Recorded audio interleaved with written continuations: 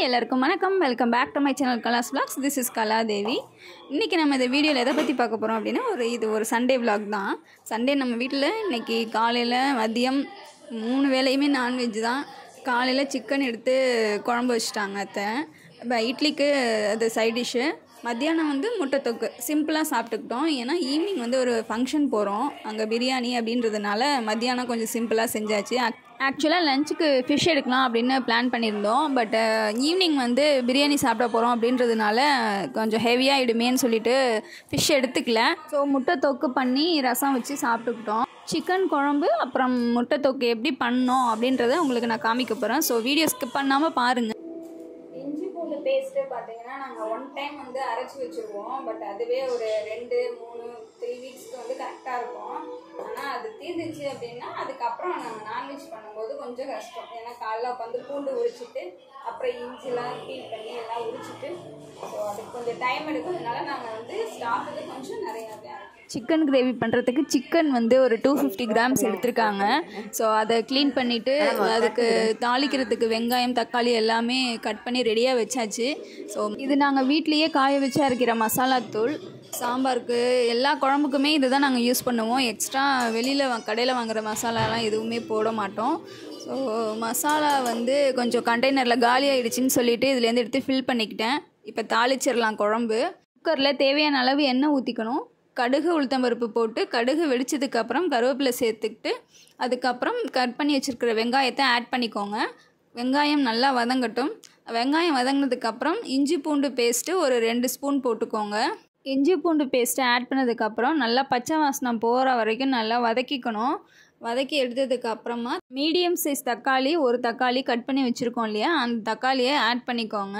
தக்காளியை நல்லா வதங்கட்டும். தக்காளி வதங்குறதுக்கு கொஞ்சம் கூடவே உப்பும் ஆட் பண்ணிக்கோங்க, சீக்கிரமாக வதங்கிடும்.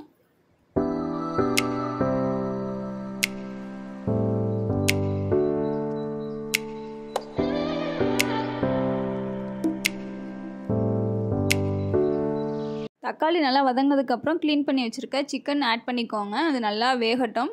அதுக்குள்ளே நான் வெளியில் போய் மாமா என்ன பண்ணுறாங்க அப்படின்னு பார்த்துட்டு வரலான்னு போனேன்.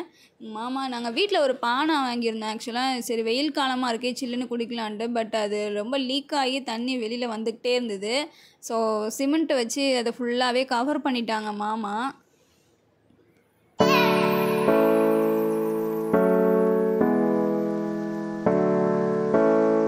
கறி நல்லா வதங்கினதுக்கப்புறம் இப்போது தேவையான அளவு காரத்துக்கு தகுந்த மாதிரி மிளகாத்தூள் ஆட் பண்ணிக்கோங்க.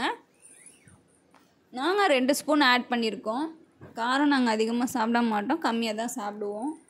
சிக்கன் போட்டு வதக்கினதுக்கப்புறம் தண்ணி ஊற்றி அப்படியேவும் நம்ம விசில் வைக்கலாம். அப்படி இல்லாட்டி குழம்பா நமக்கு நிறையா தேவைப்படுது, கிரேவி அதிகமாக வேணும் அப்படின்னா நம்ம தேங்காய் அரைச்சி ஊற்றிக்கலாம். தேங்காய், மிளகு, அதுக்கப்புறம் சீரகம் 3ம் சேர்த்து அரைச்சி கொஞ்சம் விழுதாக ஊற்றிட்டோம் அப்படின்னா கொஞ்சம் கிரேவியாக வரும், பார்க்குறதுக்கும் கொஞ்சம் திக்காக இருக்கும். ஸோ அது கூடவே தண்ணியும் ஆட் பண்ணிக்கோங்க தேவையான அளவு. இப்போது நல்லா அதை கிளறி விட்டுட்டு அதுக்கப்புறம் விசில் போட்டு மூடி வச்சிட வேண்டியது தான்.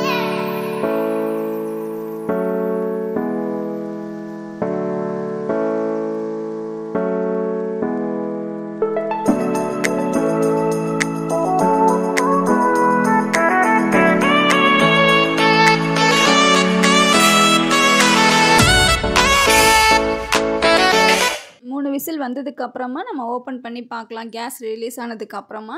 ஸோ குழம்பு இப்போ நமக்கு ரெடி ஆகிடுச்சு. கொஞ்சம் தண்ணியாக இருக்குது அப்படின்னு ஃபீல் பண்ணிங்க அப்படின்னா நம்ம அடுப்பில் வச்சு கொதிக்க விட்டுட்டோம் அப்படின்னா சுண்டிடும். ஸோ குழம்பு டேஸ்ட்டாக இருக்கும். சிம்பிளாக செய்வாங்க அத்தை, பட் டேஸ்ட்டு வேறு லெவலில் இருக்கும்.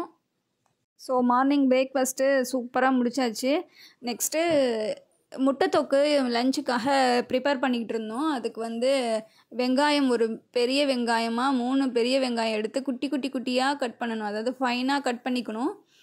அப்போ தான் முட்டை தொக்குக்கு நல்லாயிருக்கும். ஸோ அது கட் பண்ணி கொடுத்தேன். அதுக்கு இடையில கொஞ்சம் ரொம்ப ஹாட்டாக இருக்குதுன்னு சொல்லிட்டு ரஸ்னா கலக்கி கொடுத்தாங்க என் ஹஸ்பண்டு. வீட்டில் எல்லோரும் குடித்தோம். ஸோ அதுக்கப்புறம் முட்டை தொக்குக்கு எக்கு நம்ம வேக வச்சு அதுக்கப்புறம் அதை உரிக்கணும். அதை ரெடி பண்ணிகிட்டு இருந்தேன் நான்.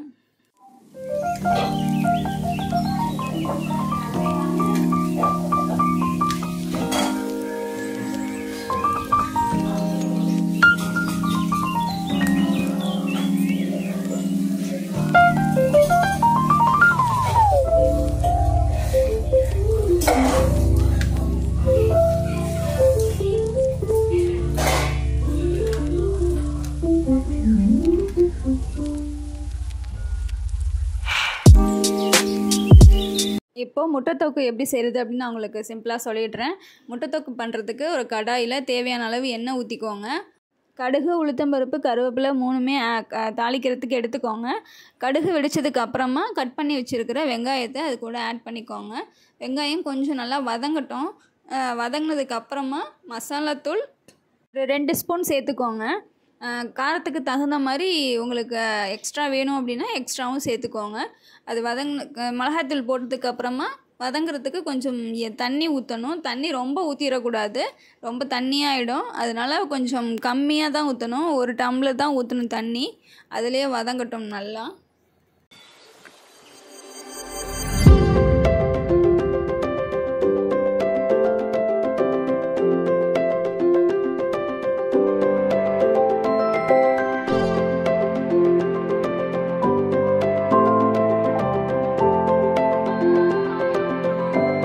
ஸோ கிரேவி நல்லா சுண்டி வரும்போது நம்ம உரித்து வச்சுருக்கோம் இல்லையா எக்கு, அதை நம்ம 2ஆக கட் பண்ணி நம்ம கிரேவிக்குள்ளே போட்டுறணும். போட்டு கொஞ்சம் பரட்டி விட்டுட்டோம் அப்படின்னா அதோட சாறு எல்லாமே உள்ளே இறங்கிடும்.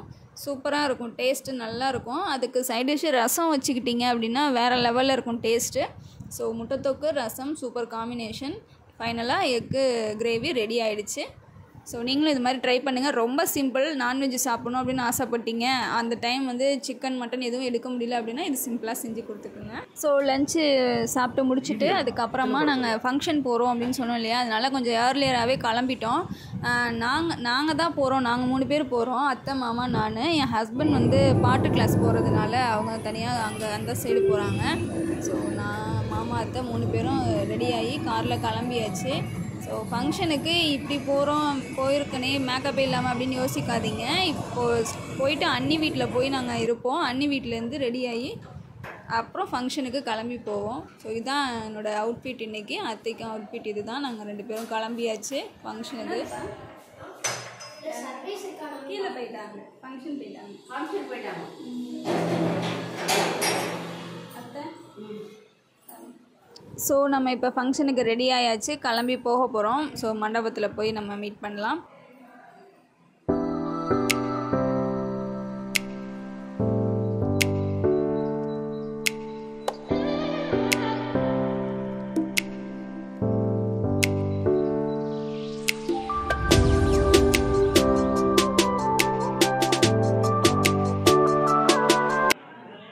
ஃபைனலாக மண்டபத்தை ரீச் பண்ணியாச்சு. நாங்கள் போய் ஒரு 1/2 hour கழித்து தான் ப்ரோக்ராம் ஸ்டார்ட் பண்ணாங்க. ஸோ நல்லா இருந்தது ஃபங்க்ஷனு. நல்லா கிராண்டாக பண்ணியிருந்தாங்க, சூப்பராக இருந்தது. பார்த்துட்டு கொஞ்சம் நேரத்தில் நாங்கள் கீழே போய் சாப்பிட்டுட்டு அப்புறம் வந்துட்டோம். நாங்கள் கொஞ்சம் சீக்கிரமாக போனதுனால எங்களுக்கு கூட்டம் இல்லாமல் இருந்தது. நாங்கள் கரெக்டாக சாப்பிட்டு முடிச்சுட்டு வரோம், ரொம்ப ஹெவியாக இருந்தது கூட்டம். ஸோ நல்லா பண்ணியிருந்தாங்க எல்லாமே.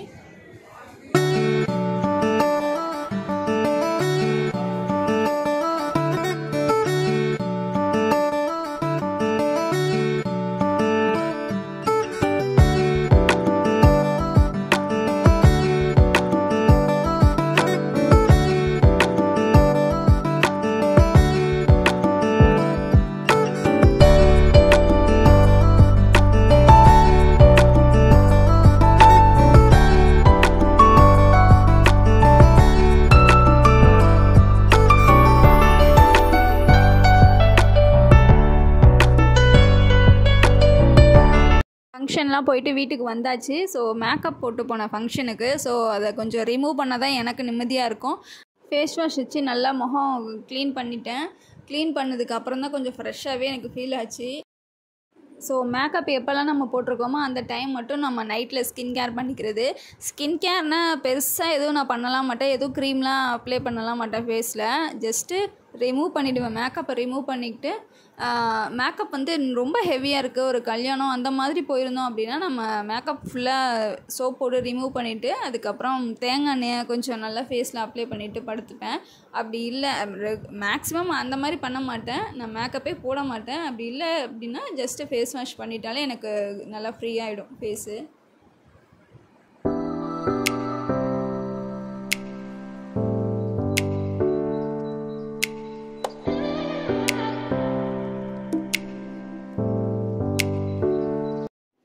ஆக்சுவலாக எங்கே நம்ம ஃபங்க்ஷன் போயிட்டு வந்தாலும் நான் ஃபஸ்ட்டு ஃபேஸ் வாஷ் பண்ணிடுவேன். ஏன்னா நம்ம முகத்தில் கொஞ்சம் மேக்கப் போடுவோம். நான் ரொம்ப மேக்கப் போட மாட்டேன். இருந்தாலும் எனக்கு அந்த கொஞ்சம் ஏதாவது ஒரு சின்ன க்ரீம் போட்டாலே எனக்கு அது உறுத்திக்கிட்டே இருக்கும் வந்ததுலேருந்து. ஐயோ எப்படா இது எடுப்போம்னு சொல்லிட்டு ஒரு காஜல் போட்டிருந்தாலும் எல்லாமே ரிமூவ் பண்ணாதான் எனக்கு கொஞ்சம் நல்லா நிம்மதியாக இருக்க மாதிரி இருக்கும். ஸோ வந்தோடனே நல்லா ஃபேஸ் வாஷ் பண்ணி ஃபுல்லாக நம்ம ஃப்ரெஷ் பண்ணியாச்சு ஃபேஸை. இன்னுமே நம்ம நல்லா ஹாப்பியாக தூங்கலாம் போயிட்டு.